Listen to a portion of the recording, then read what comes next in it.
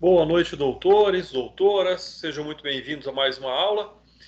Para aqueles que não vieram a semana passada, sejam muito bem-vindos ao nosso semestre letivo.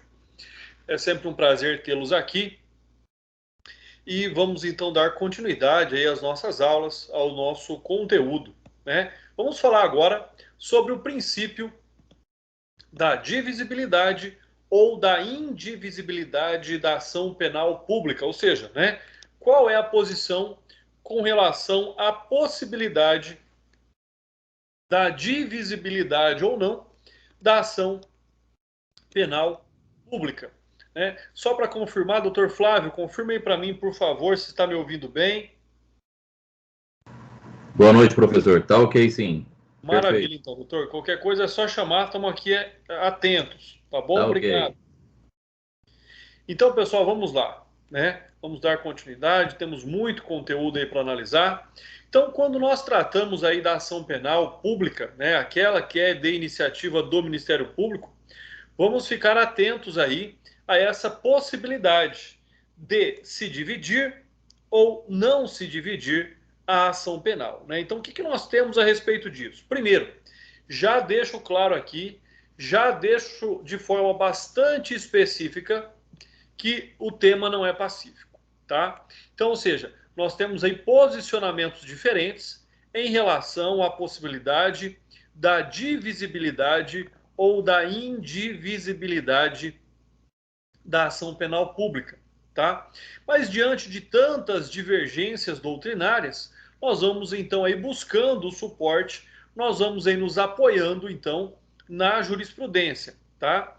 Já que a doutrina não consegue aí firmar um posicionamento, a jurisprudência acaba decidindo sobre algumas hipóteses, né?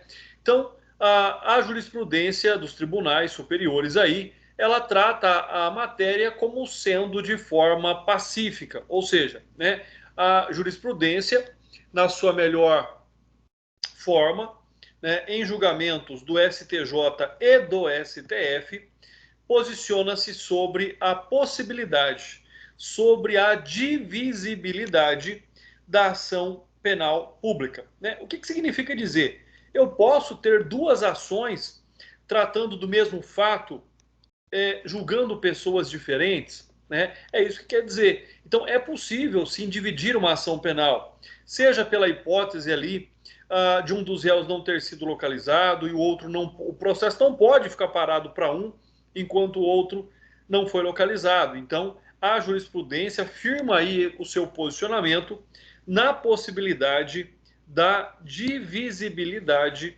da ação penal. E vamos ver aí o que o julgado diz então. O Supremo Tribunal Federal possui clara orientação no sentido de que a regra da indivisibilidade da ação penal tem campo de incidência específico à ação penal privada. Então, a ação penal privada é indivisível. Já temos aí uma informação extremamente importante.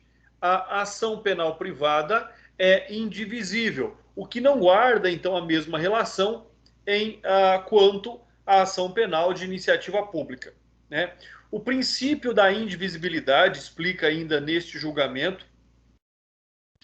O princípio da indivisibilidade da ação penal privada não se aplica à ação penal pública, incondicionada também. Vamos aí observando, tá? Não se aplica à ação penal pública incondicionada, pois nesta é permitido, a qualquer tempo, o aditamento ou até posterior oferecimento de outra denúncia pelo parquet.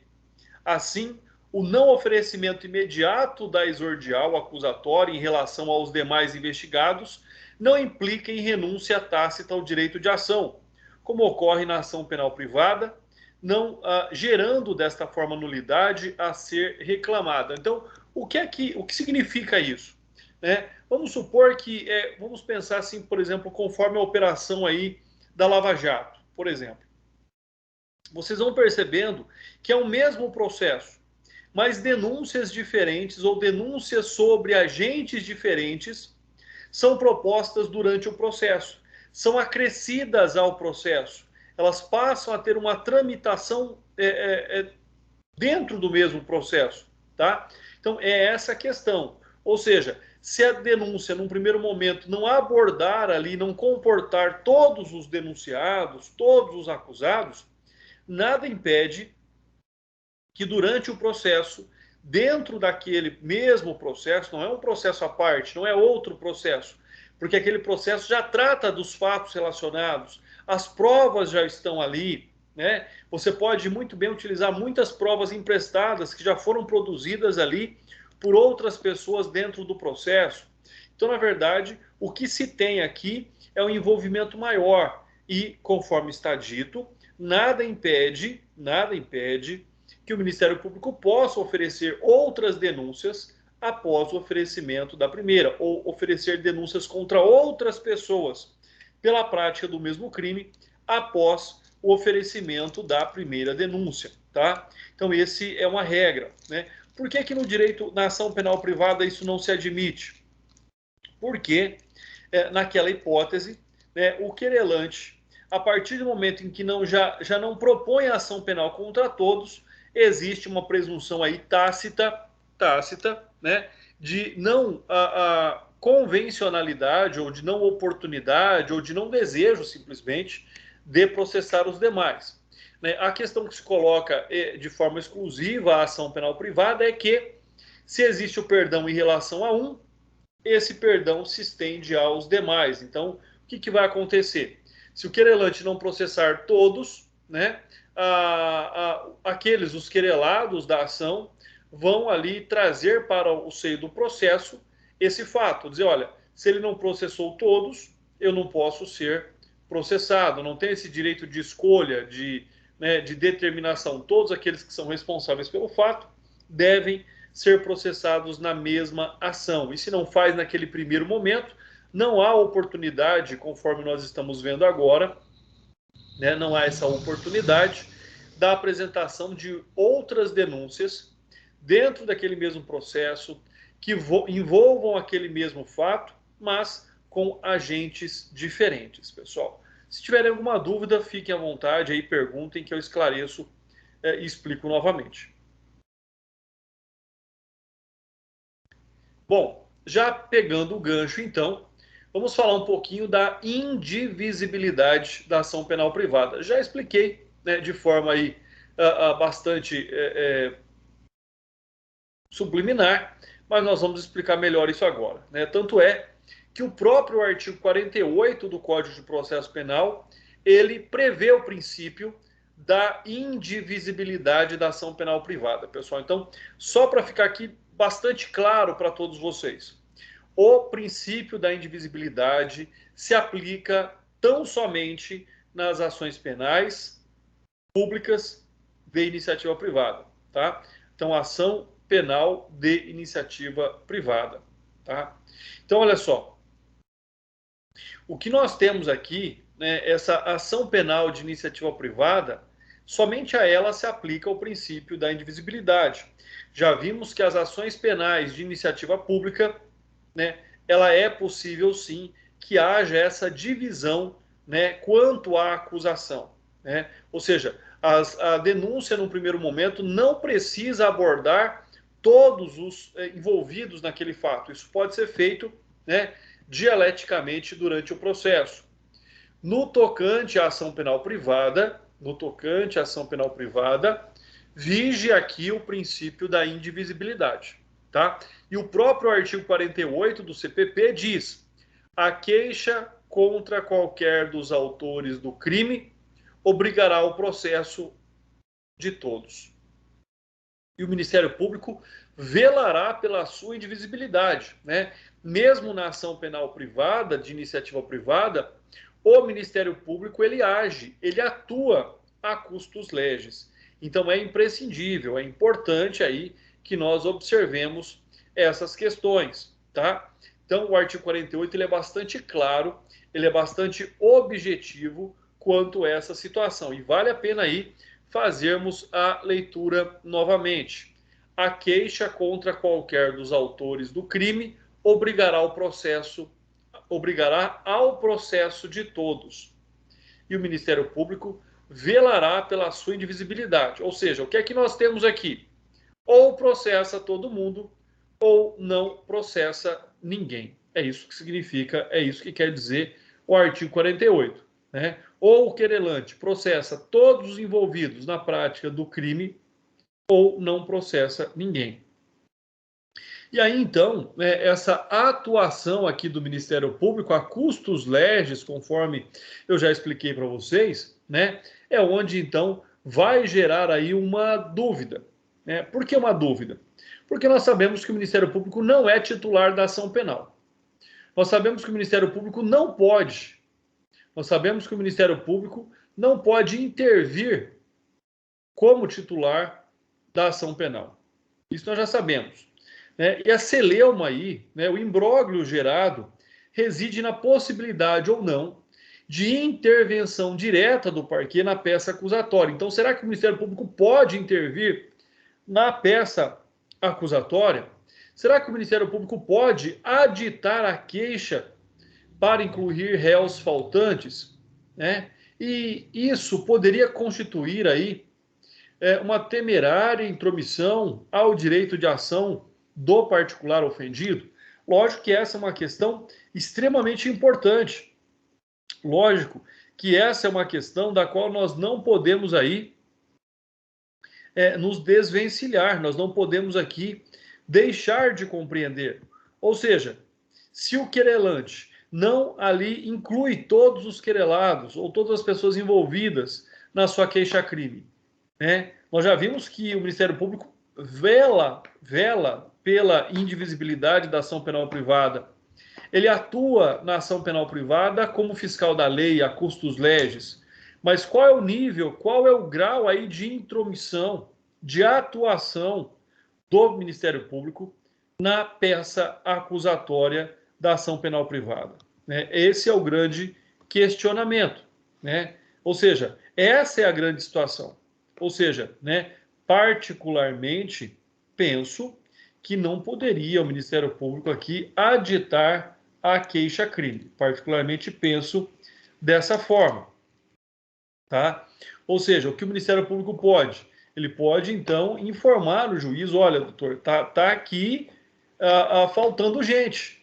E aí o querelante, sim, ou ele inclui, ou ele desiste da ação penal.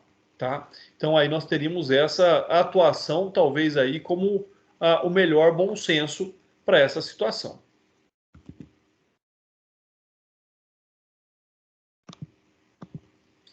Bom, falando um pouquinho agora do princípio da intranscendência, pessoal, esse é um princípio também extremamente importante, um princípio constitucional, né, que está ali inserido no artigo 5º, inciso 45 da Constituição Federal, né, que estabelece a responsabilidade pessoal ou a pessoalidade da pena. O que é intranscendência? É o fato de que a pena não ultrapassa a pessoa do condenado.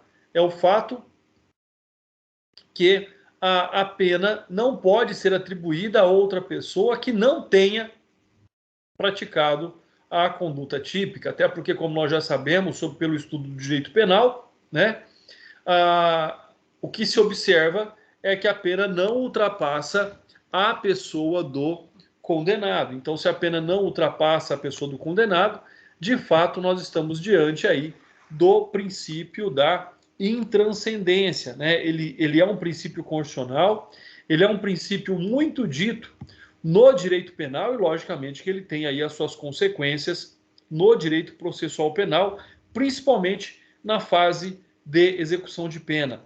Olha o que diz, então, o artigo que nós já citamos, o inciso que nós já citamos acima.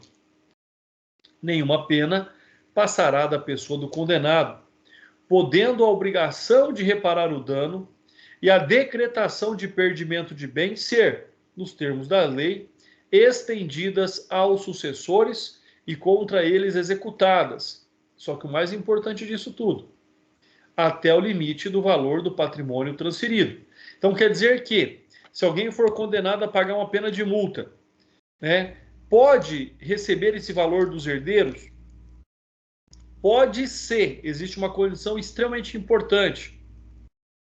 Se o falecido deixou herança. Então, até o limite, até as forças da herança, né, os herdeiros responderão. Ou seja, eu posso até não receber nada da herança, tá? Mas o que não acontece é o fato do herdeiro ter que tirar do seu próprio patrimônio, da sua própria renda, para pagar a pena de multa, por exemplo, do seu genitor, tá? Então, ou seja, no caso, a pena não ultrapassou a pessoa do condenado, tá? Porque, como diz aqui o artigo, ela vai até as forças da herança, né? Até o valor transferido.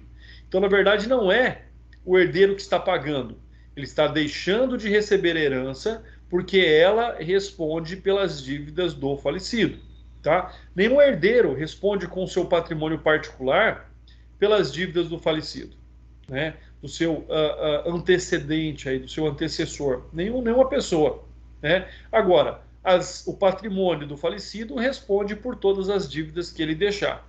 Paga-se primeiro as dívidas, se sobrar, perdão, os herdeiros vão receber. Se não sobrar nada, os herdeiros não vão receber nada. Então essa é a regra que nós temos aí para esse fato, para essa questão, de acordo com o princípio da intranscendência, né? Então esse é um fato extremamente importante. Outra questão é que o princípio da intranscendência no processo penal, ele é simples antecedente lógico desta regra material e preceitua que a ação penal não pode recair sobre pessoas alheias ao fato criminoso, apenas sobre seu autor, coautor e partícipe. Então, se o princípio da intranscendência ele é bastante objetivo no direito penal, ele também é totalmente compreensível no processo penal. Ou seja, não pode ser processado aquele que não praticou, né, ou de alguma forma concorreu para a prática do ilícito. Tá? É isso que vem dizer. Tá? Ninguém poderá ser processado senão em razão de vínculos, em razão de situações que tenha concorrido ou praticado sobre o ilícito apurado. Então, essa é uma questão extremamente importante, né? Um outro fato aqui que nós devemos destacar é que esse princípio se aplica tanto às ações penais públicas quanto às ações penais de iniciativa privada. Então, tanto faz, né? Pode se aplicar aí às duas hipóteses de ação, ou seja, às ações públicas e às ações privadas. Então, esse é o grande objetivo deste princípio, né? Aqui nós temos ele aplicado ao direito penal, né? André, onde é que eu acho a disposição do princípio da intranscendência no processo? Não, você não vai achar, né? Você vai aplicar por analogia do direito material ao direito formal, nos termos do que preceitua o artigo 5º, inciso 45 da Constituição Federal. Princípio da oficialidade. Olha aí, né? Como eu disse para vocês, as ações penais elas se baseiam, elas se sustentam muito pelos princípios, né? Então, a ação penal pública apenas pode ser deflagrada por órgão oficial do Estado. A ação penal pública apenas pode ser deflagrada por órgão oficial do Estado, salvo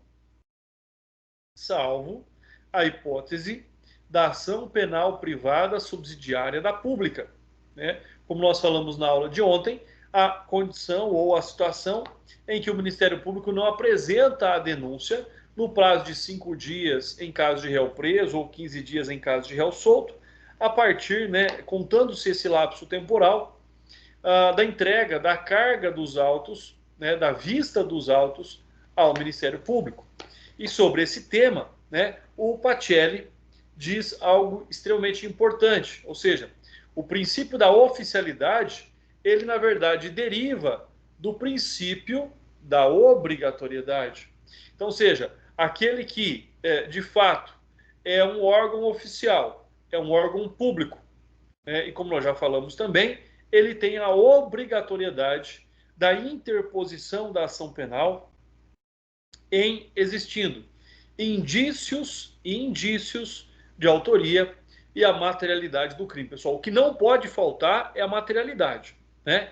A certeza de quem praticou aquele crime não se exige. Exige-se uma dúvida ou um apontamento de quem possa ter praticado aquele crime, tá? Então essas são as questões aí que nós vamos observando, né? E o Pacelli, conforme eu disse, ele diz que o princípio da oficialidade deriva do princípio da obrigatoriedade. Tem, logicamente, o seu fundamento, né? Somente é obrigado o órgão oficial, até porque, como nós já vimos, o particular, ação penal privada, vige sobre ele o princípio da conveniência, né? Vige sobre ele outro princípio extremamente importante, né? E o Pacelli vem dizer que, ora, se a obrigatoriedade da ação somente o Estado pode responder por ela, né, pensamos ser inimaginável uma ordem jurídica que obrigue o particular a promover ação penal contra quem quer que seja. Se o Estado é responsável, nada mais óbvio do que a função ser destinada aos seus órgãos. E está lá, dentro das atribuições do Ministério Público, conforme preceitua o artigo 129 da Constituição Federal, pessoal. Então, esse é um tema, mais uma vez, extremamente importante. Fiquem atentos, saibam distinguir, né? Saibam compreender a derivação que existe do princípio da oficialidade para o princípio da obrigatoriedade. É importante que vocês não confundam oficial, órgão público, né? Obrigatoriedade, o membro do Ministério Público, né? Ou o procurador de justiça, seja isso, logicamente, em esfera estadual ou federal, tem ali a obrigação da apresentação de uma acusação formal, lembrando, estando presentes, né, a autoria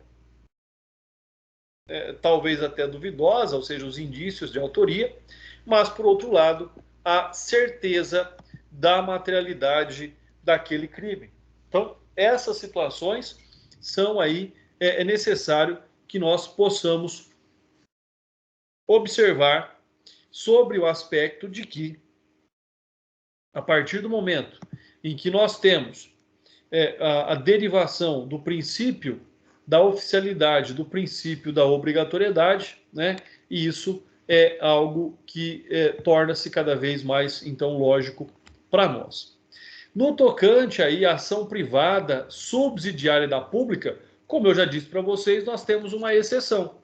Ou seja, né, é a hipótese onde um particular pode promover uma ação penal que é de domínio público. Uma ação penal que tem como titular dela, né, aquele que possui de forma única e exclusiva o jus postulante, o Ministério Público.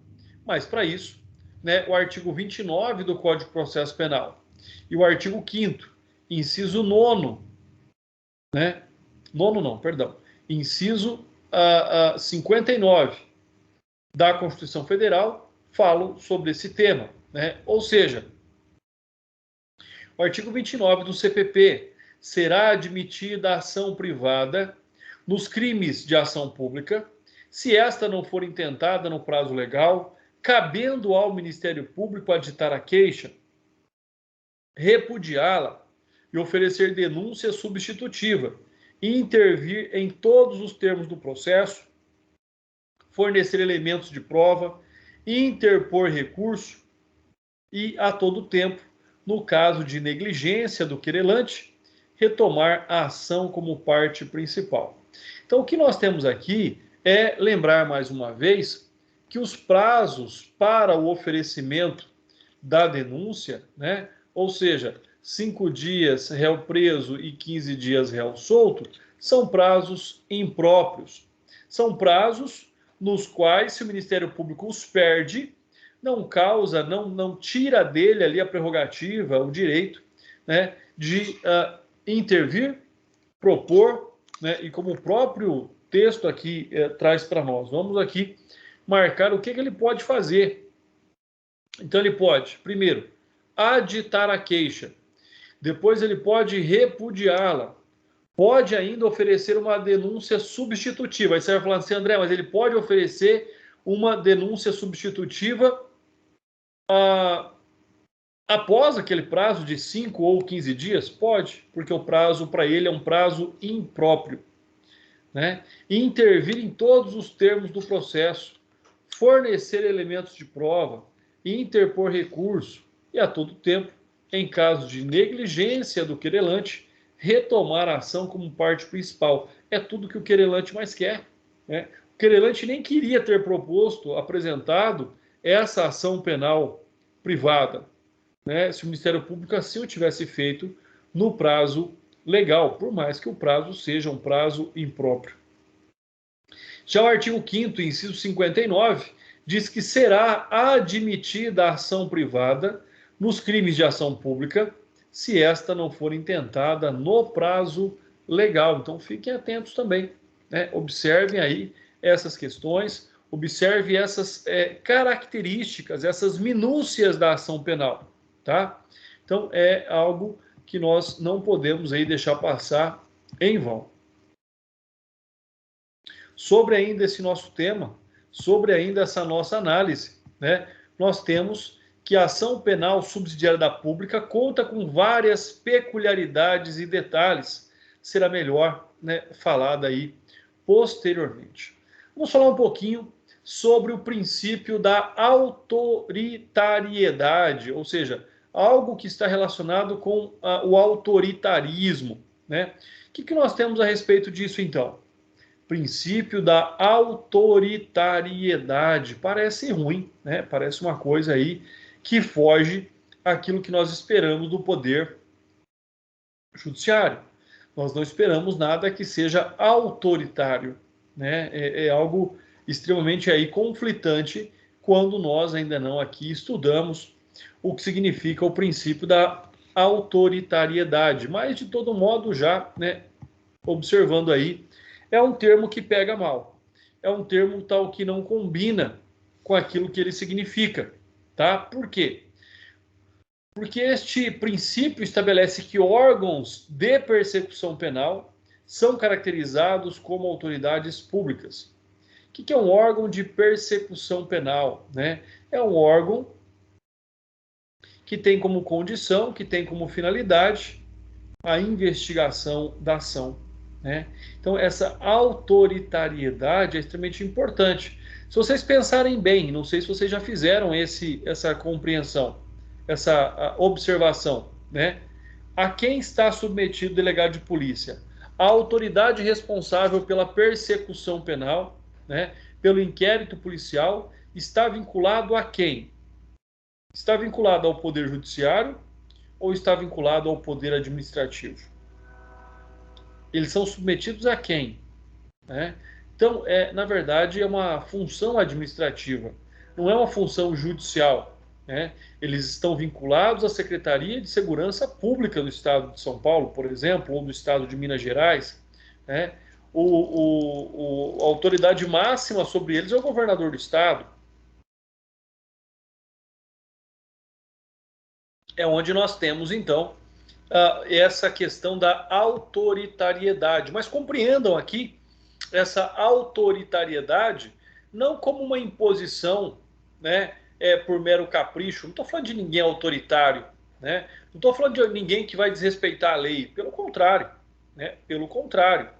Isso significa dizer sobre aspectos também da oficialidade, né, da obrigação de agir em tendo conhecimento do fato.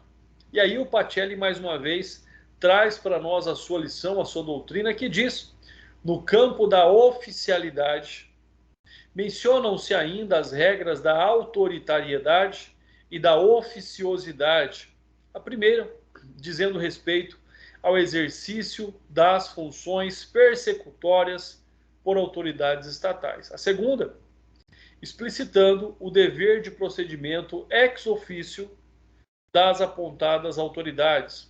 E terceiro, como se percebe, todas essas regras encontram sua raiz comum no direito das obrigações da ação penal pública, sendo, na realidade, meras derivações ou aspectos no mesmo conceito. Tá? Então, é importante, é fundamental que nós tenhamos essa concepção. Ou seja, o fato de que essa autoritariedade, na verdade, ela vem de autoridade, né? É a pessoa responsável para a busca ali da verdade real dos fatos. E a questão talvez que possa gerar mais dúvidas, ou seja, talvez mais incoerente, é que ela não está vinculada, né, essa autoridade responsável pelas investigações não está vinculada ao Tribunal de Justiça, mas sim está vinculada ao poder administrativo, ao poder executivo, no caso aí, dos estados. Então são essas questões que nós devemos observar sobre o princípio da autoritariedade. Vamos lá, princípio da oficiosidade. O que é oficioso, né? Nós sabemos, aquilo que é oficioso é aquilo que deriva de ofício. É aquilo que deriva do ato de fazer sem ser provocado.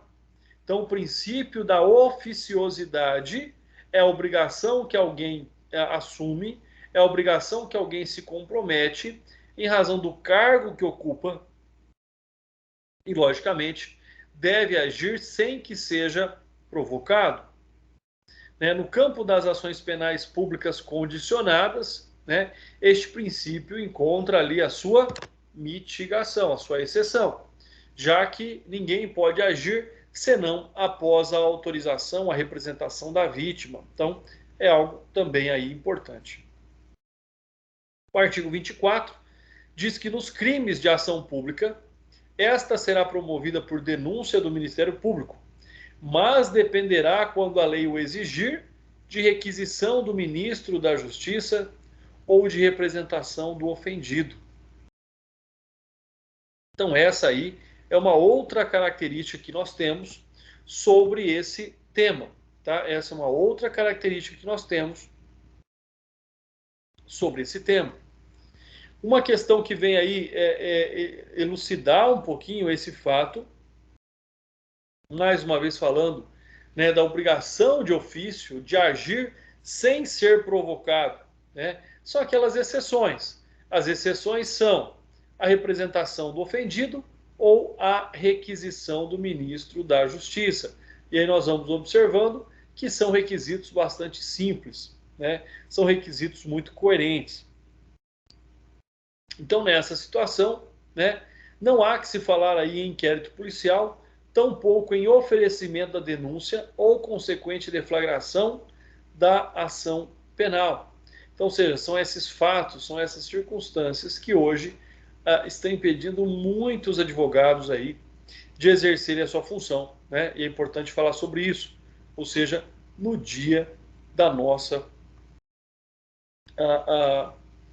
no nosso dia, no dia que se comemora o dia do advogado, tá? Então é importante essa oficiosidade, agir de ofício, tá? Se não tem a representação da vítima, não pode ali o Ministério Público propor a ação penal e muito se fala, muito se questiona da extrema necessidade ou não desta representação, e em quais crimes hoje se vê atribuída a necessidade dessa representação. E por que eu digo isso? Porque, por exemplo, se vocês observarem a Lei Maria da Penha, ela tem uma regra bastante simples. O tipo penal será considerado ação penal pública incondicionada, por exemplo, quando a violência praticada contra a mulher gerar lesão leve, pelo menos lesão leve. Então, gerando qualquer tipo de lesão, vai aí surgir então a ação penal pública incondicionada. Enquanto nós estivermos diante de ameaças ou vias de fato, nós estamos diante de ação penal pública condicionada à representação. Virou só bate-boca, ofensa, ameaça, condicionada à representação. Vias de fato, ou seja, aquela aparente lesão que não se perpetua no tempo, então nós também não exigimos a representação. Agora, qualquer tipo de lesão, mesmo que leve, depende da representação para que o processo possa ali seguir o seu trâmite natural.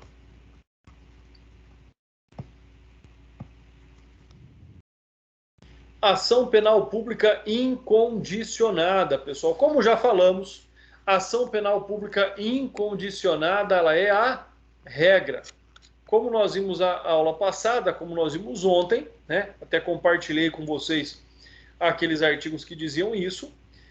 Quando o capítulo, quando o título, quando, né, não fala sobre que tipo de ação rege aquele tipo penal, nós estamos diante de uma ação penal pública incondicionada.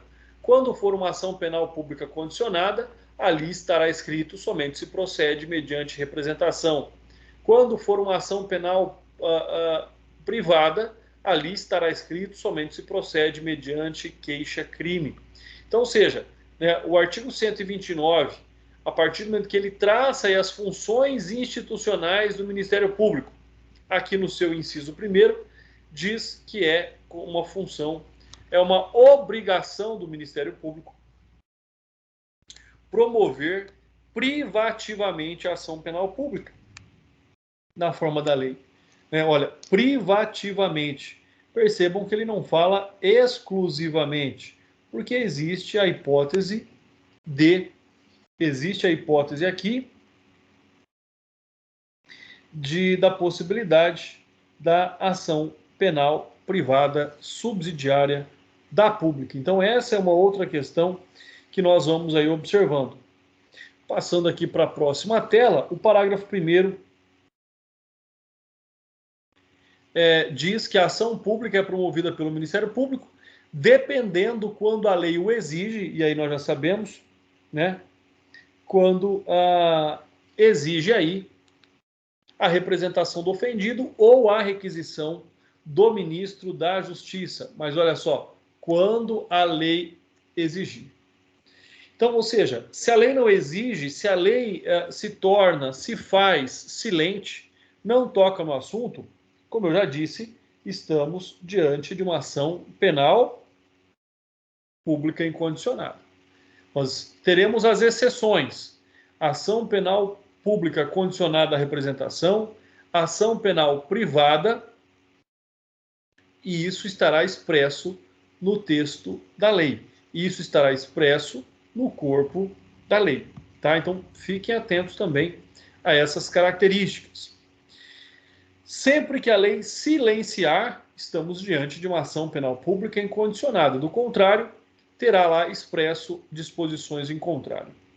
Importante aqui ainda dizer sobre a súmula 234 do STJ, que diz: a participação do membro do Ministério Público na fase investigatória criminal não acarreta seu impedimento ou suspeição para oferecimento da denúncia. É lógico que não acarreta, porque o Ministério Público não é uma parte, ele é uma parte que não tem que se manter imparcial, tá? O Ministério Público não se mantém imparcial, ele tem a sua parcialidade, ele tem o seu lado, ele tem as suas convicções, tá? Então, mais uma vez, a súmula 234 do STJ diz: a participação do membro do Ministério Público na fase investigatória criminal pode participar? Pode, sem problema nenhum.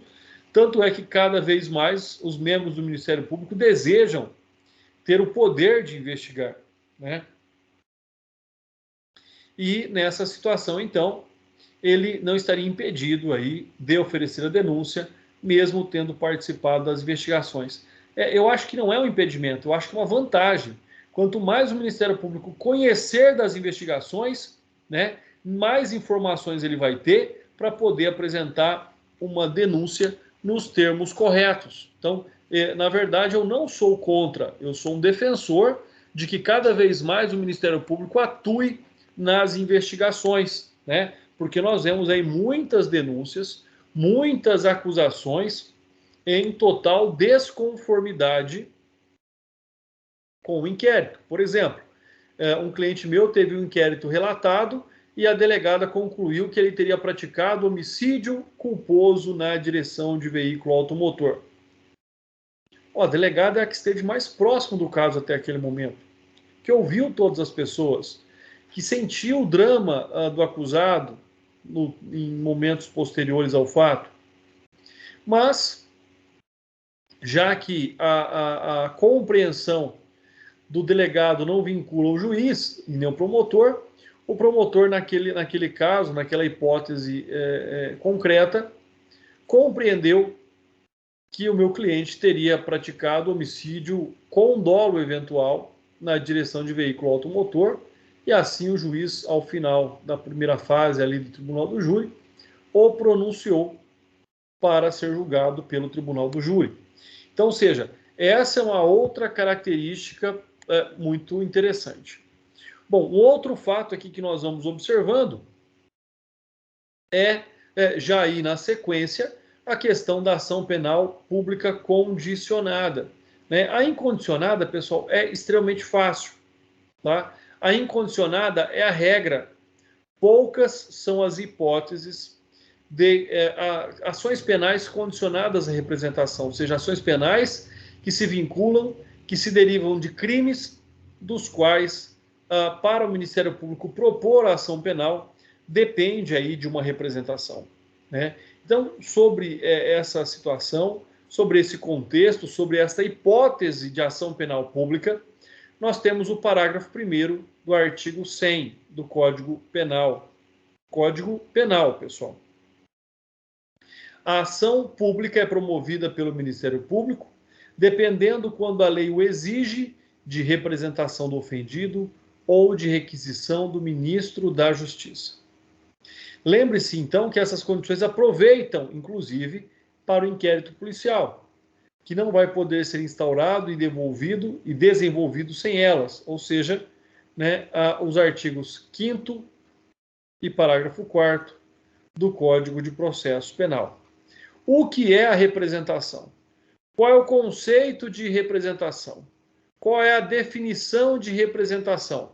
De forma simples e não jurídica, representar é autorizar. Nos termos da definição do Tornag, do Hélio Tornag, diz que representação é o ato pelo qual o ofendido manifesta sua vontade de não se opor ao procedimento. Ou seja, vamos ler mais uma vez. Representação é o ato pelo qual o ofendido manifesta a vontade de não se opor ao procedimento. Não está deixando de se opor ao pedido. Tá? Então, ou seja, a partir do momento que a vítima, né, o ofendido, concede ali, apresenta a representação ao Ministério Público, ele simplesmente está autorizando o Ministério Público a propor aquela ação penal. E sem essa autorização, o Ministério Público não poderia propor a ação penal. Então, é extremamente importante. No tocante aqui à representação ainda, né, nós temos um outro aspecto que é aquilo que os italianos utilizam, né, quando tratam de tema semelhante. Os italianos usam o termo querela e os franceses planté, né, que poderíamos ter empregado autorização, permissão, consentimento, anuência, admissão, licença ou qualquer outra palavra melhor. Então fica aí a crítica sobre representação, tá? Os nossos legisladores poderiam ter utilizado aí palavras mais adequadas, poderiam ter utilizado aí termos mais adequados para demonstrar que, na verdade, trata-se aí do desejo da vítima em querer ver o seu agressor processado. Então, é esta hipótese, né, este fato é o que nos aí autoriza, este fato é o que caminha aí pela possibilidade do Ministério Público poder propor a ação penal com a devida anuência, conveniência, oportunidade da vítima.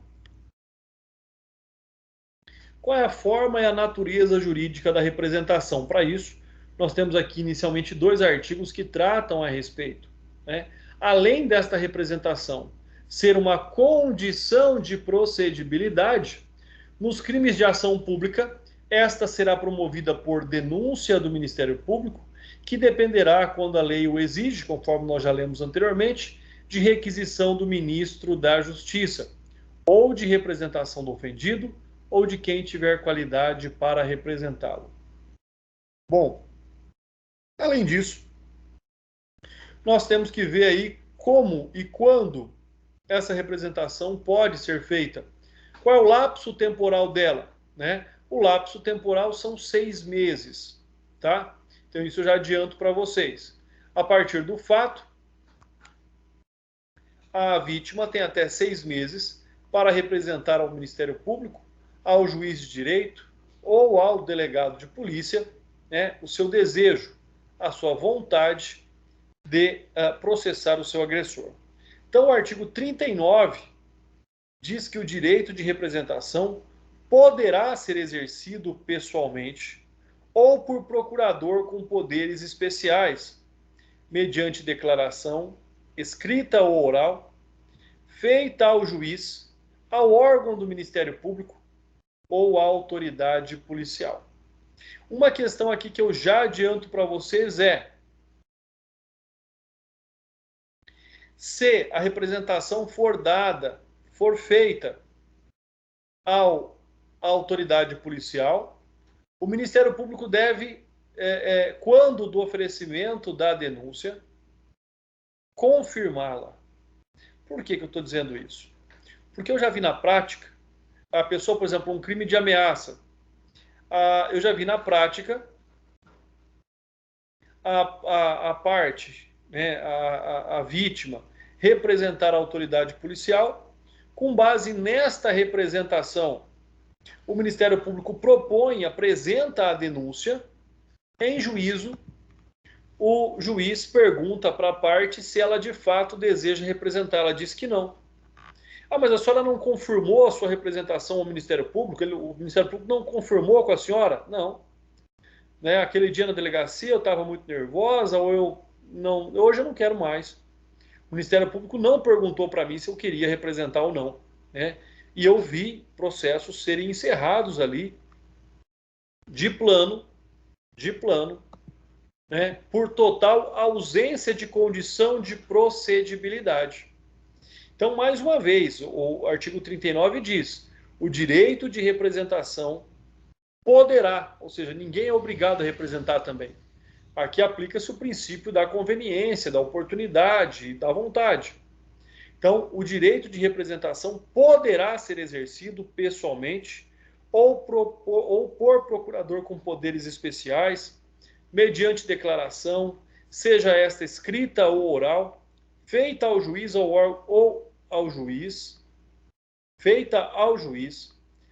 órgão do Ministério Público ou à autoridade policial. Eu, como advogado, oriento vocês, quando vocês forem promotores e promotoras de justiça, se assim o desejarem, que confirmem a representação dada em delegacia antes de apresentarem a denúncia. A representação feita oralmente ou por escrito, sem assinatura devidamente autenticada do ofendido, seu representante legal ou procurador, será reduzida a termo perante o juiz ou autoridade policial, presente o órgão do Ministério Público, quando a este houver sido dirigida. Parágrafo 2º. A representação conterá todas as informações que possam servir à apuração do fato e da autoria. Parágrafo 3º. Oferecida ou reduzida a termo a representação, a autoridade policial procederá ao inquérito ou, não sendo competente, remetê-lo-á à autoridade que o for. Parágrafo 4º. A representação, quando feita ao juiz ou perante este reduzida a termo, será remetida à autoridade policial para que esta proceda ao inquérito. Parágrafo 5º. O órgão do Ministério Público dispensará inquérito.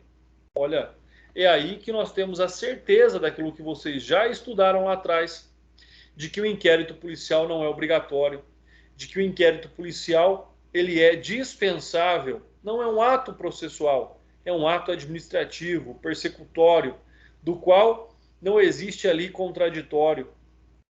Se, com a representação, forem oferecidos elementos que habilitem a promover a ação penal, e neste caso, oferecerá a denúncia no prazo de 15 dias. Então, mais uma vez, esse parágrafo 5º ele é muito importante. O órgão do Ministério Público dispensará inquérito se, com a representação, forem oferecidos elementos que o habilitem a promover a ação penal e, neste caso, oferecerá a denúncia no prazo de 15 dias. Então, o que nós temos aqui são muitas informações dispostas em apenas 2 linhas e meia. Né? Primeiro aí, a certeza da dispensabilidade do inquérito. Temos ainda aqui o fato de que, né, se o querelante, se aquele que é o representante, melhor dizendo, se ele apresentar todas as informações necessárias, fidedignas, né, que formem a convicção do Ministério Público, do membro do Ministério Público, quanto à materialidade e pelo menos os indícios de autoria, o Ministério Público vai dispensar o inquérito e vai, então, né, oferecer a denúncia com a juntada aí desta representação. O Pacelli também trata do tema, o Pacelli também explica bastante aí sobre este tema, né? E o Pacelli tem como posição de que a representação nada mais é do que uma autorização.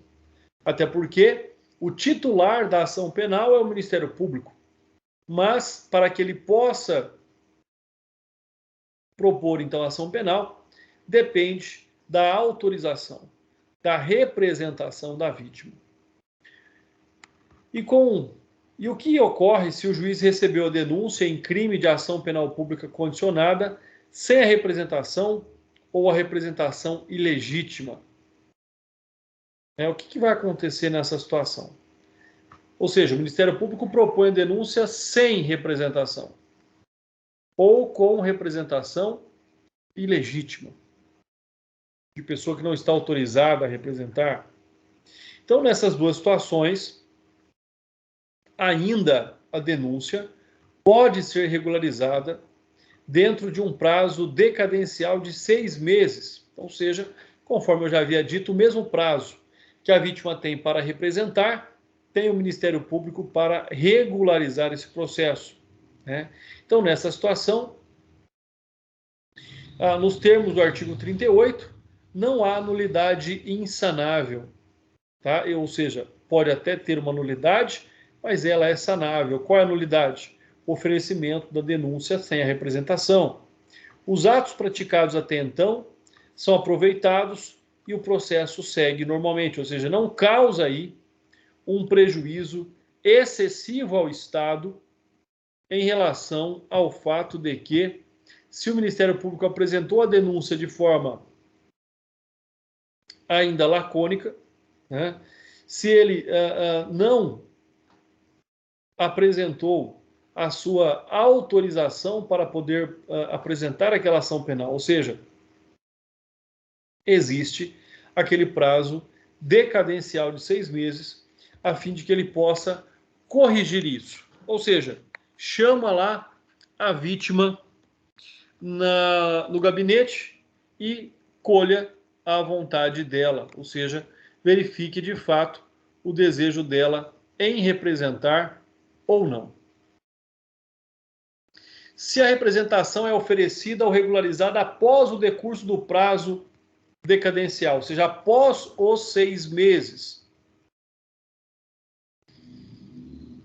e aí então está decadente. Ou seja, aí nós somos obrigados a reconhecer a decadência da ação penal. Ou seja, o Ministério Público não tem legitimidade para apresentar aquela denúncia.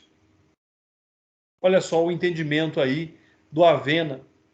Este entendimento, que vem sendo adotado pela maioria da jurisprudência, decorre aí do artigo 568 do Código de Processo Penal, que diz: a nulidade por ilegitimidade do representante da parte poderá ser a todo tempo sanada, mediante ratificação dos autos processuais. Enfim, a expressão todo o tempo sanada, mencionada aí no artigo 568, deve ser limitada no caso da representação, cujo prazo máximo já é estipulado pela lei e ele é de 6 meses. 6 meses que se começa a contar a partir do conhecimento do autor do fato. Então, o STJ já se posicionou, já decidiu que o vício da representação processual do querelante é sanável desde que dentro do prazo decadencial, ou seja, o prazo de 6 meses.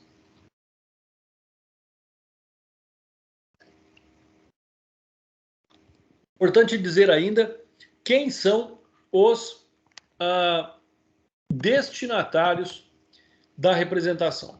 Importante dizer, né? E aqui nós vamos observando tanto o disposto no artigo 39 do CPP, quanto o disposto na Lei 9.099/95, em seu artigo 75. Olha o que nós temos. O artigo 39 do CPP legitimou os 3 principais atores de uma persecução penal como destinatários da representação: juiz, Ministério Público e autoridade policial. Fica a dica, se ela for manifestada perante a autoridade policial, que o Ministério Público se certifique, né, que ela, dentro aí do prazo, logicamente, de 6 meses, se ela ainda continua.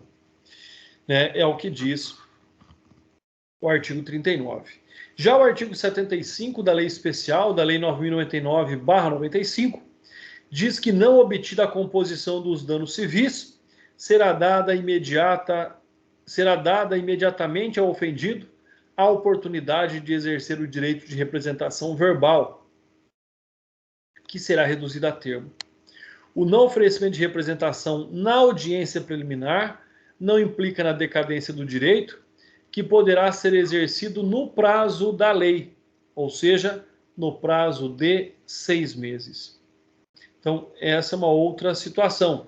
André, onde é que está escrito esse prazo de 6 meses? Artigo 38 do Código de Processo Penal fala do prazo de 6 meses para a apresentação da representação, que são contados aí a partir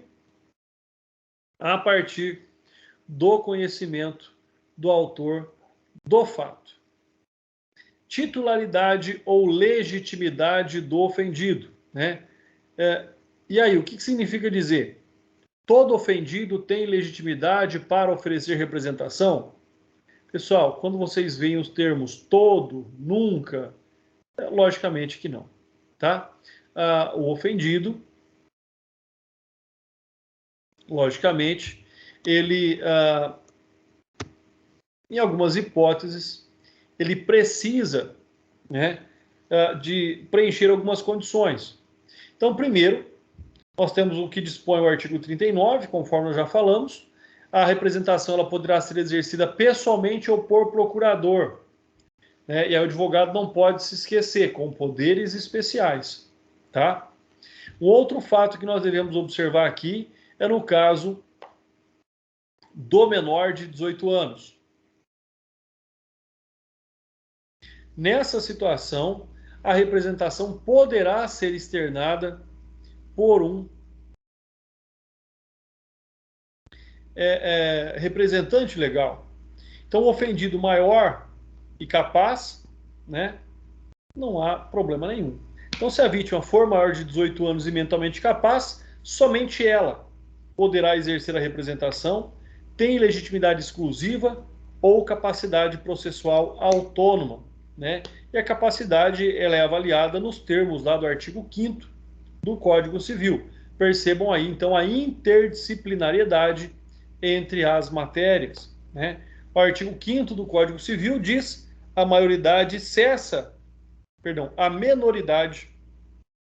cessa aos 18 anos completos, quando a pessoa fica habilitada à prática de todos os atos da vida civil, inclusive penais também, tá? Então, se for menor de 18 anos, poderá fazê-lo por meio do seu representante legal.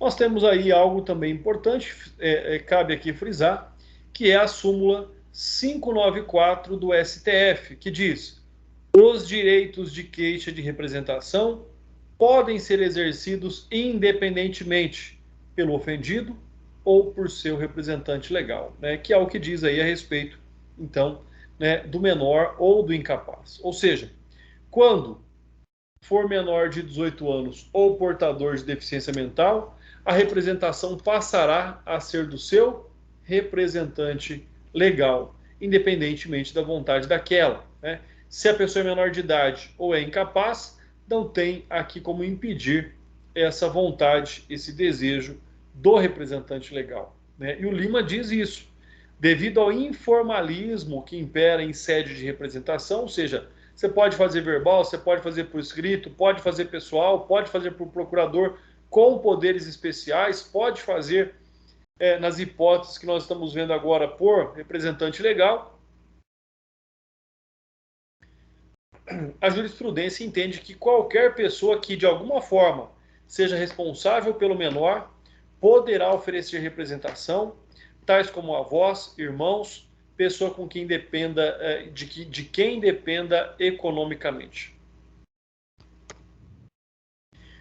Sobre esse fato ainda, o artigo 33, também do Código de Processo Penal, vem dizer que se o ofendido for menor de 18 anos, vamos voltar aqui, ó, artigo 33, que era o que nós já vimos, né? Ou mentalmente enfermo, ou retardado mental, e não tiver representante legal. Então, nesta hipótese específica, ou colidirem os interesses.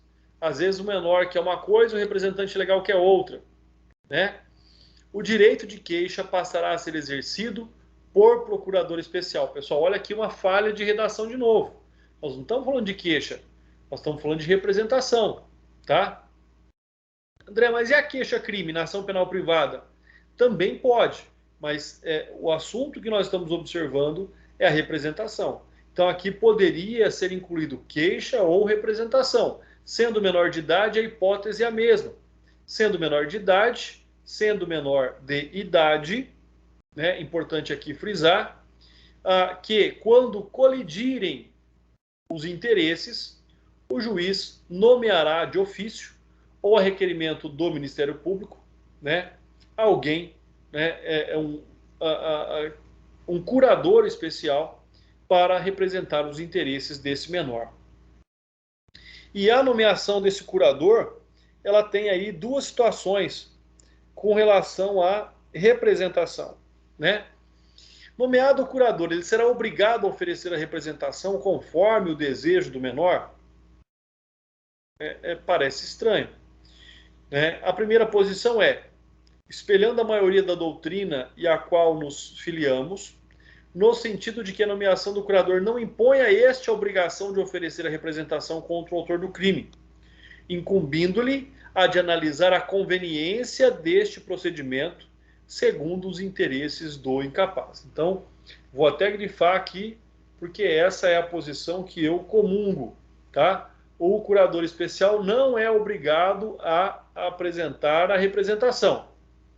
Ele é obrigado a analisar o fato, a analisar o desejo e o ponto de conflito do menor ou do incapaz com o seu representante legal e decidir sobre a apresentação ou não da representação, né? A outra posição, minoritária, diz que entende logicamente em sentido oposto, né, a obrigatoriedade do curador nomeado em apresentar em prol da vítima,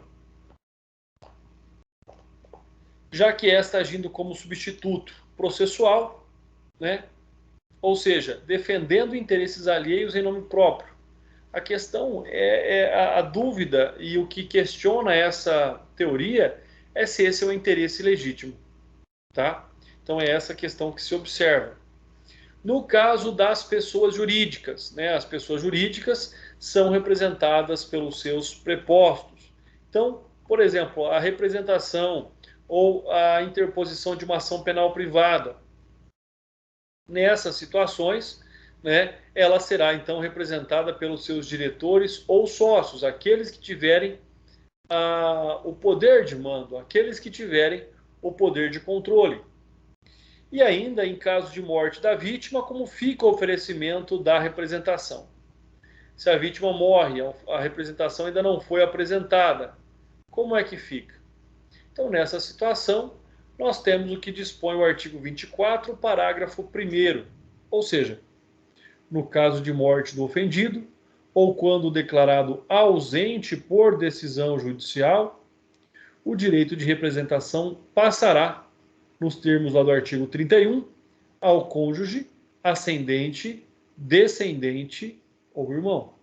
Então aqui existe a possibilidade da substituição processual, tanto quanto a representação também. Artigo 31 nós já tínhamos visto. Né? Importante dizer aqui que tanto pela doutrina do Renato Brasileiro quanto pela jurisprudência, a interpretação que se faz do artigo 31 hoje, né, mais adequada às nossas realidades, é de que cônjuge, né, poderia também aí apresentar a representação o companheiro ou a companheira, né? Então, ou seja, até porque o companheiro ou a companheira, por mais que não seja civilmente casado, né, possui direitos, interesses e obrigações para com o matrimônio. E o interesse, logicamente, do seu consorte. Qual é o prazo da representação, pessoal? Mais uma vez, né? Vamos aqui repetir só. Está lá no artigo 38. 6 meses, contado do dia em que vier saber quem é o autor do crime. Tá? Então, é 6 meses, contado do dia em que vier saber quem é o autor do crime. Ou seja, estamos diante de um prazo decadencial. Tá? Ou seja, esse prazo decadencial é aquele que vai dizer o seguinte, ele é contado regressivamente e ele vem determinar, ele vem dizer aqui para nós que a pessoa perdeu o direito, perdeu a possibilidade de exercer o seu direito. Então, nós estamos diante de um prazo decadencial, né? E prazos se contam nos termos do artigo 10 do Código Penal, como se fosse um prazo material, tá? Prazo decadencial não se conta como se conta um prazo processual. Prazo decadencial se conta nos termos do artigo 10, tá? André, qual é a diferença? A inclusão do dia do início e a exclusão do dia do final, ou, né, a não inclusão do dia do início e a inclusão do dia do final. Essa é a diferença que tem entre o prazo processual e o prazo material. Na hipótese aí, olha só, de 2 crimes, seja o continuado ou o permanente, como é que funciona? No continuado, né, o prazo decadencial é contado individualmente de cada um dos delitos. Já no crime permanente, né, existem aí na doutrina 2 posições. A primeira posição vem dizer que o prazo decadencial seja computado na forma estabelecida no artigo 38, conforme nós acabamos de ver. E a outra diz que o prazo decadencial deve fluir do dia em que cessar a permanência por interpretação extensiva do artigo 111, inciso 3º do Código Penal. Né? Então, essa é uma questão extremamente importante. Ou seja, o que o artigo 38 fala? Vamos voltar. 6 meses contado do autor do fato. Mas se ele é um crime permanente, pode ser que a pessoa continue sendo vítima após 6 meses. Tá? Então, particularmente, eu prefiro compreender que é com a cessação da atividade criminosa. E nós temos ainda a hipótese do crime habitual, que predomina aqui o entendimento de que o lapso é computado igualmente com a ciência da autoria do crime pela vítima ou demais legitimados. Né? Vamos aqui observar, vamos verificar aquilo que diz o artigo 111 do Código Penal, pessoal. É importante, já que fizemos aqui a referência a ele, vamos ver o que ele diz, né? O que o Código Penal diz para nós.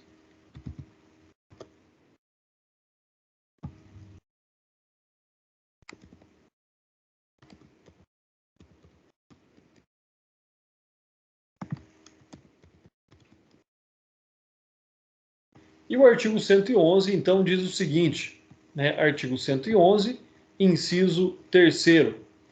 O artigo 111 diz: a prescrição, antes de transitar em julgado a sentença final, começa a correr, inciso 3, nos crimes permanentes do dia em que cessou a permanência. Eu acho muito mais justo do que nós aqui pensarmos que deve correr do dia em que se toma conhecimento do autor do fato, já que é um crime permanente, tá? Então fica aí também esta ressalva. A representação admite retratação. O que é retratação? Voltar atrás. O que é retratação? Desdizer. Dizer não quero mais processar aquela pessoa. O interessante da retratação é que ela pode ocorrer até o momento anterior, imediatamente ao oferecimento da denúncia. Então, eu vou lá, apresento a representação, e eu posso me retratar até o momento anterior à apresentação da denúncia. Após a apresentação da denúncia, a representação é irretratável. Vamos simplificar. Apresentou a representação. Posso lá desistir? Pode. Quando? Até o momento anterior à apresentação da denúncia. Apresentou a denúncia. Aplicam-se as regras do artigo 102 e 25 do Código de Processo Penal. Ou seja, 102 do Código Penal e 25 do Código de Processo Penal. Artigo 102 do Código Penal. A representação será irretratável depois de oferecida a denúncia. E redação idêntica no artigo 25 do Código de Processo Penal. Então, a representação é retratável antes do oferecimento da denúncia e é irretratável após o oferecimento da denúncia. Tá? Então, esse é um fato extremamente importante. Logicamente, se a representação foi oferecida com algum vício de consentimento. Caso contrário, não se sustenta outra hipótese.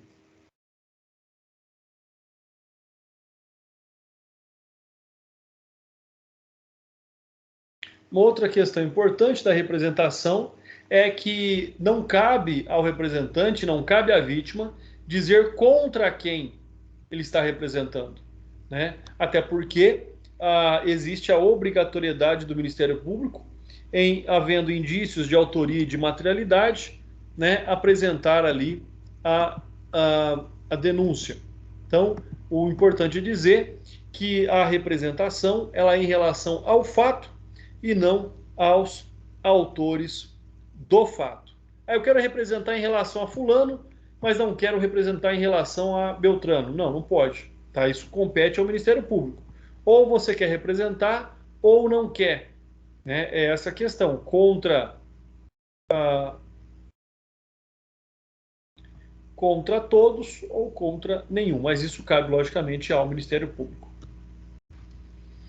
O Renato Brasileiro fala aí a respeito da sua doutrina, né, em que ele diz que, portanto, se num crime contra a honra praticado contra funcionário público, no exercício das suas funções, limitar-se ao ofendido a oferecer representação no sentido de que o autor do delito seja processado apenas em relação a um delito, poderá o Ministério Público denunciar em razão de todos, pessoal. Por quê?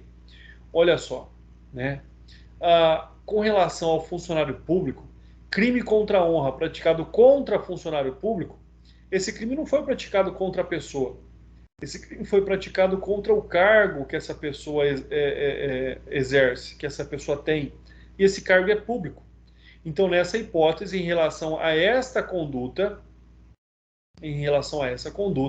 né, o Ministério Público aí ele tem que se limitar, logicamente, aos limites da representação, né? Mas ele com certeza não vai abrir mão ali da representação, principalmente no tocante ao crime cujo objeto de honra ferida é o cargo público ocupado pela vítima, tá? Então, mais uma vez, crimes contra a honra praticado contra funcionário público no exercício de suas funções, limitar-se ao ofendido a oferecer representação no sentido de que o autor do delito seja processado em relação a um delito. Não, é que cabe ao Ministério Público, como eu já disse, a representação é em relação ao fato. O fato aconteceu, todos os fatos relacionados, seja em concurso material, seja em concurso formal, seja em crime continuado, cabe ali a observação do Ministério Público quanto àquela hipótese. Vamos aqui observar ainda a retratação da representação na Lei Maria da Penha. O artigo 16 da Lei Maria da Penha diz: nas ações penais públicas condicionadas à representação da ofendida, em que trata esta lei, só será admitida a renúncia à representação perante o juiz em audiência, especialmente designada com tal finalidade, e antes do recebimento da denúncia e ouvido o Ministério Público. Então, na Lei Maria da Penha existem as duas hipóteses, existem crimes, lesões, condutas que não geram lesão condicionada à representação. Vias de fato, ameaça, por exemplo.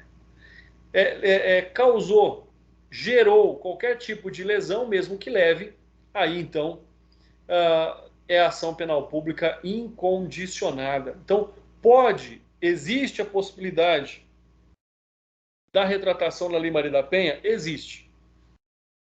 Mas antes do recebimento da denúncia, ou seja, após o oferecimento e antes do recebimento. Nós veremos mais sobre isso adiante. Uma outra questão aqui que nós temos é na hipótese do artigo 12 também da Lei Maria da Penha. Em todos os casos de violência doméstica e familiar contra a mulher, feito o registro da ocorrência, deverá a autoridade policial adotar de imediato os seguintes procedimentos, sem prejuízo daqueles previstos no Código de Processo Penal. Primeiro, ouvir a ofendida, lavrar o boletim de ocorrência e tomar a representação a termo se apresentada. Então, isso se não deixar, se não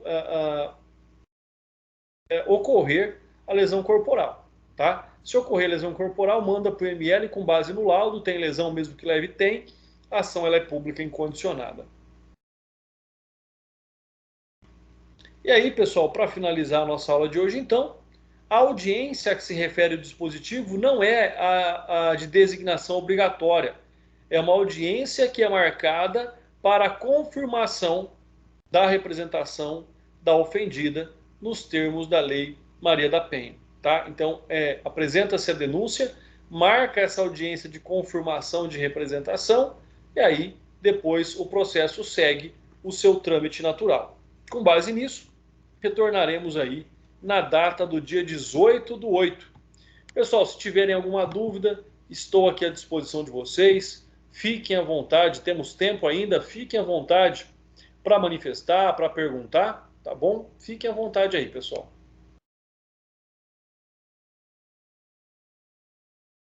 Não havendo dúvidas, não havendo manifestações, muito obrigado pela presença de todos. Fiquem com Deus, um forte abraço e até a nossa próxima aula. Até a próxima, André. Boa noite. Valeu, pessoal. Um abraço.